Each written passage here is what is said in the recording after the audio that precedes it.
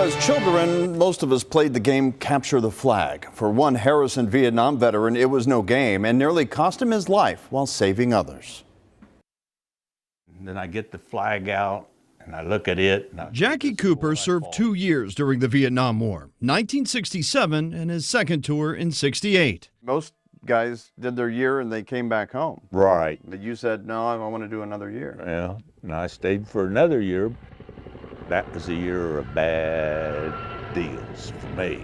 He says he was deployed out into the jungle in February of '68, about 25 miles north of Saigon, with fellow soldiers of the 1st Infantry Division. We was sent out to do a butterfly ambush that night, and in the early mornings of that night, we ended up getting overrun by the Cong. He says the Viet Cong soldiers were advancing quickly. If they got around and broke through me, they would get into the center of the butterfly ambush and probably kill the lieutenant that was directing us and the RTO and all this. I knew without them people, we would be lost. So I had to do something.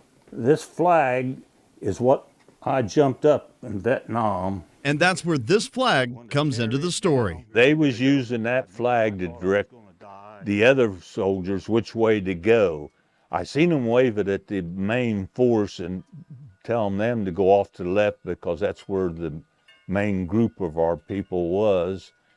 And they came around the right side to come in behind and try and sabotage and shoot them from the behind. Trung Viong, of course, I don't speak Vietnamese. I don't either, so I don't understand all them words. I decided that I wasn't going to die underneath that flag. I knew I was going to die. I felt that in my mind.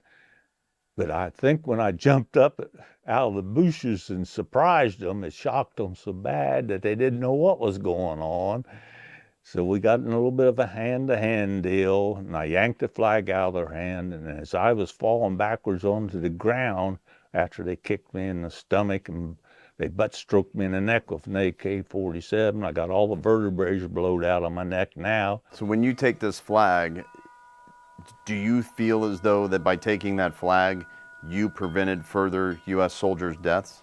I believe it did because they couldn't flag, and the other people didn't know exactly what to do.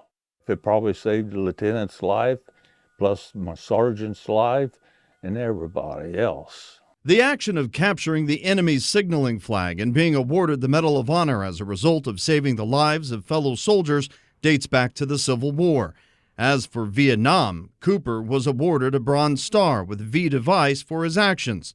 But there's nothing in the award write-up about taking the signal flag, potentially saving the lives of other U.S. soldiers. Nothing never showed up on the papers. They didn't. But I still got the flag to prove what I'd done. They didn't know that. So I just kept my mouth shut about it and let it get shipped home. Do you feel your actions that day level up to the point of you being awarded the Medal of Honor? Sir, for what I've done that day, I feel that they go higher than the Medal of Honor. The Medal of Honor I'll be satisfied with because they told me at that time that that's what I should get. While he waits for word on being further recognized for his actions, Jackie tells me he would love to see the flag go to a proper museum where it can be forever preserved, along with the story and history as well. If you'd like to take a closer look at the flag, check out this story over on WCPO.com/Homefront.